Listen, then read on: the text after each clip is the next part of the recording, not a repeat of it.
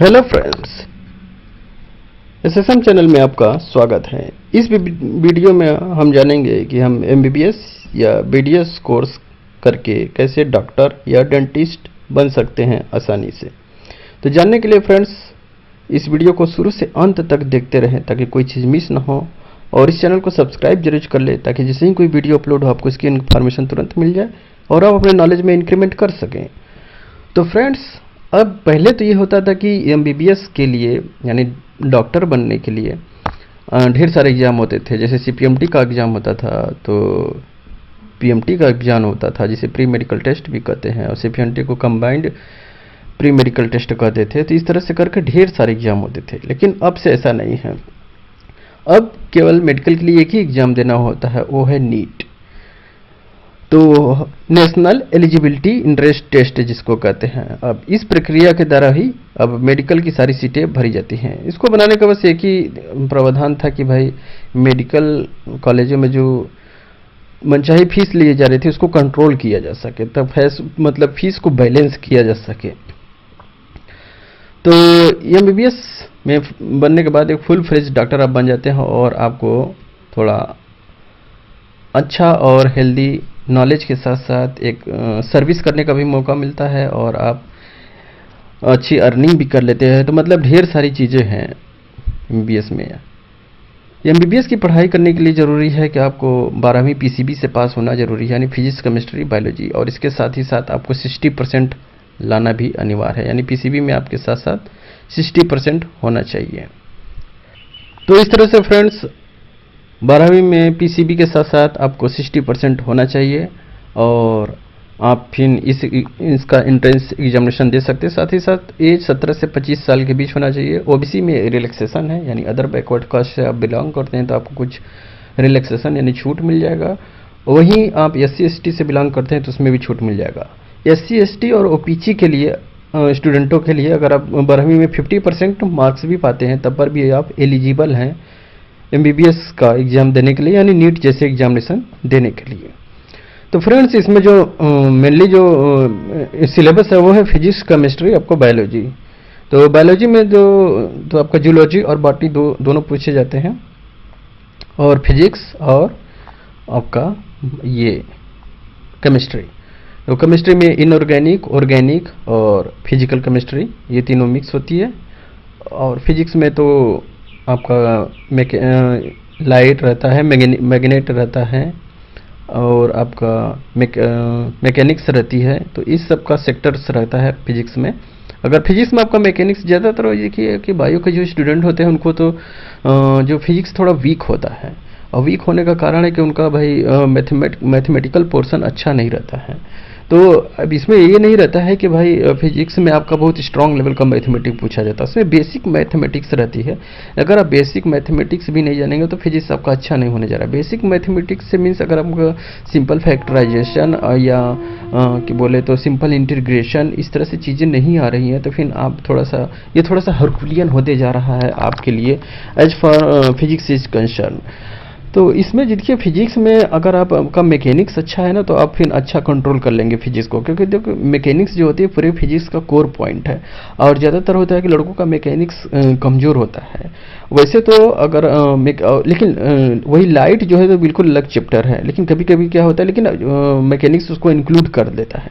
तो I mean to tell you अगर आप मैकेनिक्स अच्छा करते हैं ना तो फिर आपका कमांड इतना ज़्यादा बढ़ जाएगा और सब्जेक्ट में अच्छा करने का, क्योंकि mechanics is the backbone of the whole physics. तो इसको आप तैयारी में रखिए, मैकेनिक्स को बहुत ही अच्छा स्ट्रॉन्ग कर लीजिए। आप इंटरेक्टिव फिजिक्स की बुक से ले लीजिए, जीसी अग्रवाल पढ़िए, एससी वर्मा भी ले सकते हैं। और इसके अलावा भी अगर आपको कोई बुक अच्छी लगती है तो उनको लेकर आप पढ़कर आप अपना स्टडी में स्ट्रॉन्गनेस बढ़ा सकते हैं। वैसे इंटरेक्टिव फिजिक्स के कई सारे वॉल्यूम आती हैं जो कि मैकेनिक्स के करीब 1 से 5 तक वॉल्यूम आती हैं जो कि भाई मैकेनिक्स से रिलेटेड है, आप उसको देख कर ले सकते हैं। और इसके अलावा डीसी पांडे की भी अच्छी है मैकेनिक्स की बुक है, तो आप ये सब लेकर उसको पढ़कर आप अपना आपको स्ट्रांग बना सकते हैं। और दूसरी बात ये है कि फ्रेंड्स ये पूरे का पूरे 4.5 साल का कोर्स होता है। ज़्यादातर स्टूडेंट कहते हैं कि इसके टाइम की ड्यूरेशन के बारे में पूछते हैं, तो ये 4.5 साल का कोर्स होता है और जिसके पूरा करने के बाद 1 वर्ष का आपको एक मैंडेटरी आवासीय इंटर्नशिप करनी पड़ती है। यानी कुल मिलाकर ओवरऑल देखा जाती है 5.5 साल का कोर्स आपका हो गया है। तो 5.5 साल का इस कोर्स के बाद आपको पूरा एमबीबीएस की फुल फ्रेश की डिग्री दे दी जाती है और आप फिर हम डॉक्टर बन जाते हैं। और इसके बनने के बाद आप गवर्नमेंट सेक्टर में चले जा सकते हैं या नॉन गवर्नमेंट सेक्टर में जाकर, I mean to tell you mean private sector में जाकर भी जॉब के लिए अप्लाई कर सकते हैं। या तो इस तरह से आप गवर्नमेंट हॉस्पिटल में जाकर आप सर्विस दे सकते हैं, प्राइवेट हॉस्पिटल में जाकर सर्विस दे सकते हैं, या खुद का क्लिनिक खोलकर भी आप सर्विस दे सकते हैं और अच्छी अर्निंग भी कर सकते हैं। भाई इतनी मेहनत आदमी करता है भाई कुछ अपने सेल्फ प्रॉफिट के लिए भी, तो इसमें समाज सेवा के साथ साथ आप अपना खुद का भी प्रॉफिट कर सकते हैं। तो इस तरह से आपको ड्यूल बेनिफिट हो जाती है। तो फ्रेंड्स इसके एंट्रेंस एग्जामिनेशन काफ़ी हार्ड माने जाते हैं, जैसे कि एमबीबीएस का। तो इससे काफ़ी लिमिटेड सीट ही हैं, लेकिन इसमें कंपटीशन बहुत तगड़ा है। और ये है कि भाई आप अगर पहले ही से तैयारी करना शुरू कर देंगे तो ज़्यादा बेटर रहेगा। अब ऐसा नहीं कि भाई आप 12वीं का वो आपने अथवा वो कर दिया, सॉरी वो 12वीं में आपने पास कर लिया और फिर इसके बाद चले गए एंट्रेंस एग्जामिनेशन देने। तो इससे क्या होगा कि आपने शुरू से कुछ तैयारी नहीं की है, तो इससे क्या होगा कि भाई आप टाइम लैप्स ज़्यादा लगेगा। तो शुरू से ही टच में रहेंगे तो क्या होगा, एक ऑटो प्रोसेसिंग जो होती रहेगी। ऑटो प्रोसेसिंग से मीन्स जैसे आप मान लीजिए कि आपने 9वीं से तैयारी करना शुरू कर दिया और आप डेली के 1 घंटे भी दे रहे हैं इसके लिए, तो माइंड में प्रोसेसिंग चलता रहेगा। 1 घंटे पढ़ेंगे तो माइंड प्रोसेसिंग हो सकता है उसका 3 घंटा कर दे। आप खेलते जागते माइंड प्रोसेसिंग करता है, भले इसको हम रियलाइज कर पाएँ चाहे ना कर पाएँ, लेकिन ऐसा होता है। तो ऐसा नहीं कि भाई आप केवल कोचिंग करके ही निकाल सकते हैं या बहुत सारे लोगों कांटेक्ट में आकर ही निकाल सकते हैं, बिना कोचिंग का निकल ही नहीं सकता। ऐसा कुछ नहीं, ढेर सारे स्टूडेंट होते हैं जो बिना कोचिंग का ही निकालते हैं। क्योंकि देखिए इसमें ऐसा कुछ नहीं है कि आपको बहुत ज़्यादा कोचिंग करने की ज़रूरत पड़े। हाँ, आपको अगर थोड़ा बहुत ही आपको प्रॉपर गाइडेंस हल्की फुल्की मिल जाती है तब पर भी आप निकाल सकते हैं। क्योंकि आप खुद ही देख रहे हैं कि भाई इतनी सारी अच्छी अच्छी बुक्स आ गई हैं मार्केट में कि अगर आप ठीक से उसको पढ़ेंगे ना तो लगेगा कि आपको ज़रूरत ही नहीं पड़ेगी, क्योंकि इतना डिटेल एक्सप्लेनेशन आजकल की बुक्स दे रही हैं। भाई पहले तो ये था कि 15 साल पहले था, लिमिटेड बुक्स थी और उसमें बहुत ज़्यादा आपको ब्रॉडकास्टिंग या एक्सप्लेनेशन भी हाई लेवल का नहीं मिलता था। तो रीज़न ये होता था कि भाई मजबूरी में लड़कों को कुछ कोचिंग करना ही पड़ता था। लेकिन अब तो ऐसा है कि सजेशन वाली बुक आ गई है, आप अच्छी बुक्स आ गई, वो बताती हैं कि आपको ऐसे पढ़ना चाहिए वैसे पढ़ना चाहिए। तो कुल मिला जुला के है, मतलब ढेर सारी चीज़ें मार्केट में अवेलेबल है। मतलब आप उन ढेर सारी अवेलेबल चीज़ों में क्या खोज पाते हैं। तो कहने का मतलब है कि यदि पहले से आप डेडिकेटेड रहेंगे ये इसको एमबीबीएस जैसे एग्जामिनेशन को क्रैक करने के लिए, तो you can crack it without any coaching with only simple proper guidance. So हमारे कहने का मतलब देखिए भाई यही है कि अगर आप शुरू से तैयारी में लग जाए, मान लीजिए 9वीं आपका मिस हो गया, आपके अवेयरनेस में नहीं है, ठीक है 10वीं से लग जाइए। 10वीं भी मान लीजिए अवेयरनेस नहीं, ठीक है आप 11वीं से तैयारी करना शुरू कर दीजिए। तो कहने का मतलब थोड़ा सा अपना टाइम लगाइए। अब केवल कोचिंग के सहारे रहना ये हमको प्रॉपर समझ में नहीं आता है।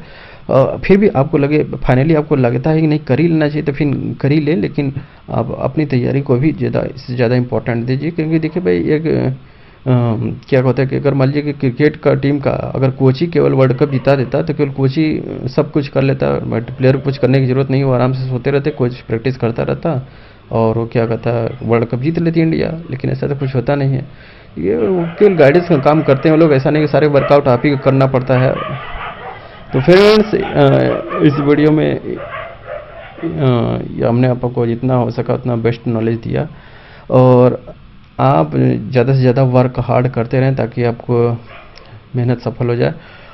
और वो जहाँ तक केमिस्ट्री का सवाल है फ्रेंड्स, तो समय है कि आप देखिए इनऑर्गेनिक एक केमिस्ट्री होती है, उस पर जहाँ बहुत ज़्यादा समय देने से आपको कहा होगा ये कि टाइम लॉस होगा।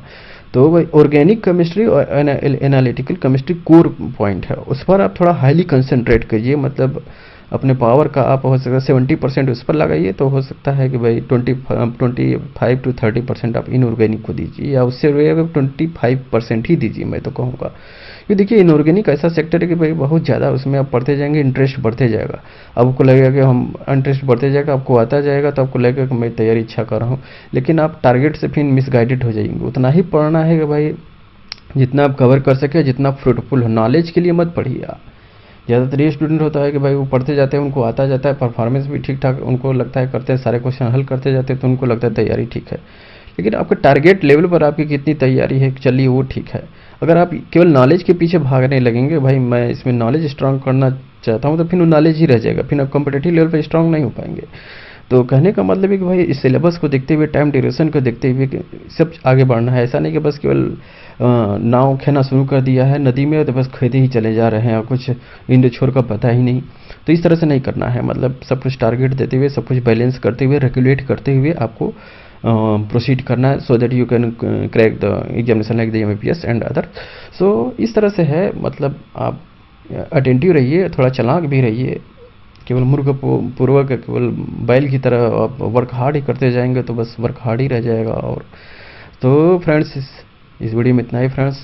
अगर आपको वीडियो पसंद आए तो लाइक सब्सक्राइब जरूर करिएगा, और ताकि आपको जैसे ही कोई वीडियो अपलोड हो आपको इसकी इन्फॉर्मेशन मिलती रहे। और थैंक यू वेरी मच।